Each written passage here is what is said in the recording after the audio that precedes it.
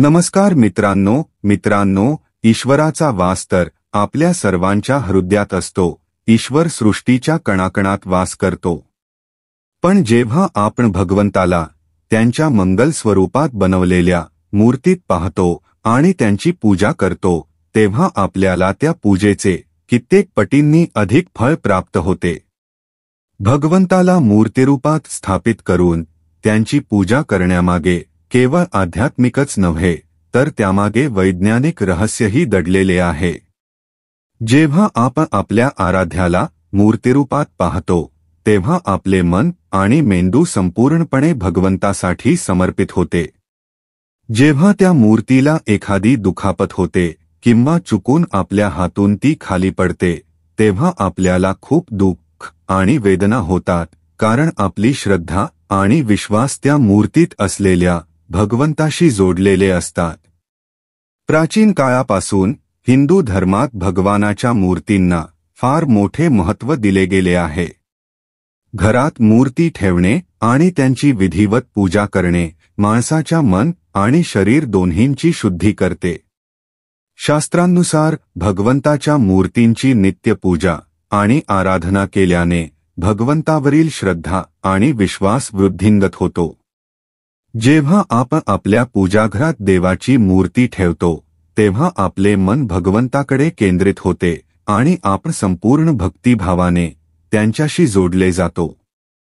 यामुळे आपले मन आणि मेंदू एखाद्या जलाशयासारखे शांत होतात आणि आपण ईश्वर भक्तीत तल्लीन होतो. मित्रांनो, पूजाघरात देवीदेवतांच्या मूर्ती ठेवण्यासाठीही महत्त्वाचे नियम आहेत. शास्त्रांमध्ये पूजाघरात देवीदेवतांच्या मूर्ती कशा प्रकारे ठेवाव्यात आणि त्यांची पूजा कशी करावी याची सविस्तर माहिती दिली आहे. वास्तुशास्त्रात पूजाघरात मूर्ती कशा प्रकारे ठेवाव्यात हे स्पष्टपणे सांगितले आहे. जर आपण या नियमांचे पालन करत देवीदेवतांची पूजा केली, तर आपले जीवन निश्चितच सुखमय होईल. पण चुकीच्या पद्धतीने मूर्ती ठेवणे, पूजाशास्त्रानुसार विधीन पाळता पूजा करणे, विचित्र आकाराच्या मूर्तींची स्थापना करणे, पूजाघरात देवीदेवतांशिवाय इतर मूर्ती ठेवणे, अशा छोट्या छोट्या चुका सुद्धा आपल्या घरात नकारात्मक ऊर्जा निर्माण करू शकतात. शास्त्रांनुसार काही देवीदेवतांच्या मूर्ती पूजाघरात ठेवू नयेत, कारण त्यांच्या पूजेसाठी कठोर नियम असतात आणि सर्वसामान्य माणसाला ते पाळणे कठीण जाते. त्यामुळे शास्त्रांमध्ये काही मूर्ती घरात ठेवण्यास मनाई केली आहे. काही लोक अज्ञानाने किंवा नकळत अशा मूर्ती पूजाघरात ठेवतात, ज्याचा अशुभ परिणाम त्यांच्या जीवनावर होतो.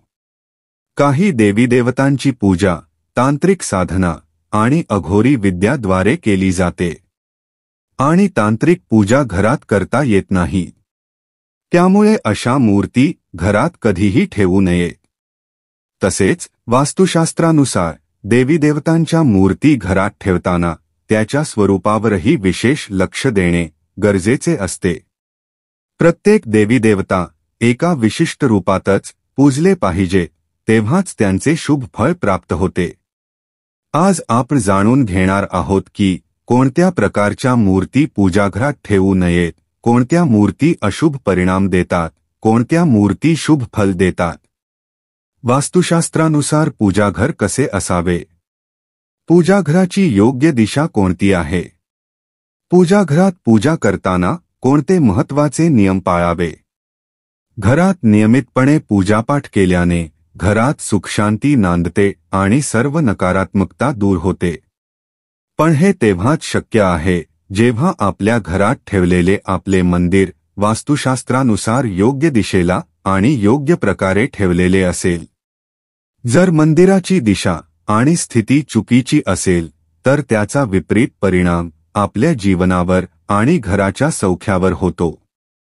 म्हणूनच आज आपण जाणून घेऊया वास्तुशास्त्रानुसार पूजाघर कसे असावे, पूजाघरात मूर्तींची स्थापना कशी करावी आणि कोणत्या मूर्ती पूजाघरात ठेवू नयेत. वास्तुशास्त्रानुसार पूजाघराचे एक ठराविक स्थान आणि दिशा असते. वास्तुशास्त्रानुसार पूजाघर नेहमी ईशान्य दिशेला असले पाहिजे. ईशान्य दिशा म्हणजे पूर्व आणि उत्तर यांच्या मधली दिशा, कारण या दिशेला सर्वाधिक सकारात्मक ऊर्जा असते. या दिशेला पूजाघर बनविल्यास आणि पूजा केल्यास अत्यंत शुभ फल प्राप्त होते. वास्तुशास्त्रानुसार पूजाघर नेहमी स्वच्छ ठेवायला पाहिजे.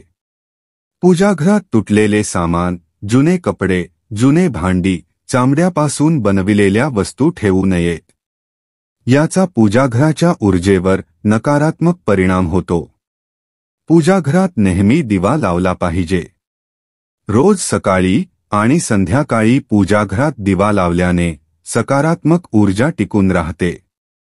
ज्या ठिकाणी पूजाघर असते त्या ठिकाणी स्नान करता जाऊ नये आणि मंदिरातील देवतांना स्नान करता स्पर्श करू नये. चंद्रग्रहण आणि सूर्यग्रहणाच्या वेळी मंदिर वस्त्राने झाकून ठेवावे, त्यामुळे पूजाघराची पवित्रता टिकून राहते. पूजाघरात ठेवण्यात येणाऱ्या मूर्तींबाबत माहिती. 1. गणपती बाप्पाची मूर्ती. भगवान गणपती हे प्रथम पूजनीय देव आहेत. कोणतेही कार्य सुरू करण्यापूर्वी गणपतीची पूजा केली जाते. पूजाघरात एक गणपतीची मूर्ती असावी, एकापेक्षा जास्त गणपतीच्या मूर्ती ठेवू नयेत. वास्तुशास्त्रानुसार गणपतीला माता लक्ष्मीचा भाऊ मानले जाते, त्यामुळे गणपतीची मूर्ती लक्ष्मीच्या डावीकडे ठेवावी, तर सरस्वतीला लक्ष्मीच्या उजव्या बाजूला ठेवावे. गणपतीची मूर्ती प्लास्टर ऑफ पॅरिसची नसावी, तसेच देवघरामध्ये उभ्या गणपतीची मूर्ती ठेवणे टाळावे. बसलेल्या स्थितीत आणि आशीर्वाद देणाऱ्या मुद्रा असलेली गणपती मूर्ती शुभ मानली जाते. 2. माता लक्ष्मीची मूर्ती. माता लक्ष्मी धन, संपत्ती आणि समृद्धी प्रदान करणारी देवी आहे. ज्या ठिकाणी तिचा वास असतो तेथे कधीही दारिद्र्य येत नाही. पूजाघरात माता लक्ष्मीची मूर्ती असावी, पण ती नेहमी बसलेल्या स्थितीत असावी. उभी असलेली माता लक्ष्मीची मूर्ती ठेवू नये. कमळावर विराजमान असलेली माता लक्ष्मीची मूर्ती ठेवणे अत्यंत शुभ मानले जाते. माता लक्ष्मीच्या मूर्तीसोबत हत्तीची मूर्ती ठेवणे अत्यंत शुभ फळ देणारे असते. शास्त्रांनुसार माता लक्ष्मी तिथेच वास करते जिथे भगवान विष्णू असतात, म्हणून माता लक्ष्मीच्या मूर्तीसोबत भगवान विष्णूची मूर्ती ठेवणे लाभदायक असते. लक्ष्मीनारायणाची पूजा नेहमी तुळशी आणि अखंड तांदळाने करावी. तुटलेल्या तांदळाचा वापर करू नये. 3. हनुमानजीची मूर्ती. हनुमानजी संकटांचे निवारण करणारे देव आहेत. पूजाघरात हनुमानजीची मूर्ती असावी. हनुमानजी असल्याने घरात कोणतेही भय राहत नाही आणि वाईट शक्ती प्रवेश करू शकत नाही. ग्रहदोष दूर होतात आणि आरोग्य सुधारते. हनुमानजीची बसलेली मूर्ती अधिक शुभ मानली जाते. घरात भाऊबंदकी, भांडण, वाद असेल तर राम दरबाराची मूर्ती किंवा प्रतिमा ठेवल्यास घरात प्रेम आणि शांती नांदते. 4. शिवलिंग. पूजाघरात शिवलिंग असणे आवश्यक आहे. शिवलिंग मोठे नसावे.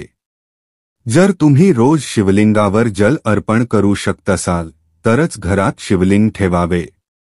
जर तुम्ही असे करू शकत नसाल तर शिवलिंग ठेवू नये. शिवलिंगावर रोज जल आणि दूध अर्पण करणे अत्यंत शुभ मानले जाते. जर तुम्ही शिवलिंग ठेवू शकत नसाल तर भगवान शिव, माता पार्वती आणि गणपतीची एक मूर्ती पूजाघरात ठेवावी. त्यामुळे संपूर्ण कुटुंबात सुखसमृद्धी आणि शांती टिकून राहते. वास्तुशास्त्रानुसार कोणत्या मूर्ती एकत्र ठेवाव्यात आणि कोणत्या नाही. पूजाघरात भगवान श्रीकृष्ण आणि राधाराणी यांची मूर्ती एकत्र ठेवावी. यामुळे पतीपत्नीमध्ये प्रेम आणि विश्वास दृढ होतो. राधा आणि कृष्ण यांचे नाते प्रेमाचे प्रतीक मानले जाते. यांची मूर्ती ठेवल्यास घरातील वाद दूर होतात आणि धनधान्याची वृद्धी होते. शिवलिंग आणि भगवान विष्णूची मूर्ती एकत्र ठेवू नये, कारण दोघांच्या पूजेच्या पद्धती वेगळ्या आहेत. भगवान शिव यांना तुळशीपत्र अर्पण केले जात नाही, तर भगवान विष्णू तुळशीपत्राशिवाय कोणतेही नैवेद्य स्वीकारत नाहीत. म्हणूनच श्रीहरी विष्णू आणि महादेव यांची मूर्ती एकत्र ठेवू नये. ब्रह्मा, विष्णू आणि महेश यांची तिन्ही मूर्ती एकत्र पूजाघरात ठेवू नयेत. घरात अन्य ठिकाणी त्यांची प्रतिमा लावली जाऊ शकते, पण पूजाघरात या तिघांची मूर्ती असू नये. पूजाघरात ब्रह्मदेवाची मूर्ती ठेवणे वर्ज्य मानले जाते. पती पत्नीच्या शयनकक्षात हनुमानजीची प्रतिमा किंवा मूर्ती ठेवू नये. जर एखादी व्यक्ती अविवाहित असेल तर ती आपल्या खोलीत हनुमानजीची मूर्ती ठेवू शकते. मात्र विवाहानंतर हनुमानजींची मूर्ती किंवा प्रतिमा शयनकक्षात ठेवू नये. हनुमानजी ब्रह्मचारी असल्यामुळे त्यांची स्थापना अशा ठिकाणी करू नये जिथे दाम्पत्य जीवन व्यतीत केले जाते. पती पत्नीच्या शयनकक्षात श्रीकृष्ण आणि राधाजींची प्रतिमा ठेवावी. यामुळे घरात प्रेम आणि सौहार्द वाढते. वास्तुशास्त्रानुसार पूजाघरात कधीही मृत पूर्वजांची प्रतिमा ठेवू नये. आपले मृत पूर्वज देवता नाहीत, त्यामुळे त्यांची रोज पूजा करणे अशुभ मानले जाते. मृत पूर्वजांची पूजा केवळ पितृपक्षात करावी. पूजाघरात मृत पूर्वजांची किंवा इतर साधू संतांची प्रतिमा देखील ठेवू नये. पूजाघर हे केवळ आपल्या आराध्य देवतेसाठी असते, त्यामुळे फक्त त्यांनाच सर्वोच्च स्थान द्यावे. पूजाघरात कोणत्या मूर्ती किंवा प्रतिमा ठेवू नयेत. राहू, केतू, शनिदेव, महाकाली यांची प्रतिमा किंवा मूर्ती पूजाघरात ठेवू नये. हे सर्व उग्र देवतांच्या श्रेणीत येतात. त्यांची पूजा तंत्र साधनेद्वारे केली जाते, जी अत्यंत कठीण असते. सामान्य व्यक्ती पूर्ण विधीने त्यांची पूजा करू शकत नाही. चुकीच्या पद्धतीने पूजा केल्यास अशुभ परिणाम भोगावे लागतात. त्यामुळे पूजाघरात या देवतांच्या मूर्ती किंवा प्रतिमा ठेवू नयेत. मात्र तुम्ही मानसपूजा करू शकता, म्हणजेच मनोमन त्यांच्या मंत्रांचा जप करून त्यांना प्रसन्न करू शकता. उग्र स्वरूपातील कोणत्याही देवतेच्या प्रतिमा किंवा मूर्ती पूजाघरात ठेवू नयेत. देवी देवतांच्या मूर्ती प्रसन्न मुद्रेत असाव्यात आणि आशीर्वाद देणाऱ्या असाव्यात. युद्ध किंवा लढाई दर्शवणाऱ्या प्रतिमा देखील पूजाघरात ठेवणे वर्ज्य मानले जाते. पूजाघर स्वच्छ व पवित्र ठेवण्याचे नियम. पूजाघर नियमितपणे स्वच्छ करावे, जेणेकरून त्याचे वातावरण पवित्र राहील. पूजाघर कधीही अस्वच्छ ठेवू नये, कारण तेथे नकारात्मक ऊर्जा निर्माण होऊ शकते, ज्याचा संपूर्ण कुटुंबावर परिणाम होतो. तुमच्याकडे वेळ कमी असल्यास फक्त एकाच मूर्तीची पूजा करा, जी तुमची आराध्य मूर्ती किंवा कुलदेवतेची असावी. पूजाघरात खूप मूर्ती ठेवल्यास आणि त्या सर्वांची पूजा योग्य प्रकारे केल्यास ते देवी देवतांचा अपमान मानले जाते. पूजाघरातील सकारात्मक ऊर्जा. या पद्धतीने पूजाघरात देवी देवतांची मूर्ती ठेवून तुम्ही घरातील वातावरण पवित्र आणि सकारात्मक ठेवू शकता.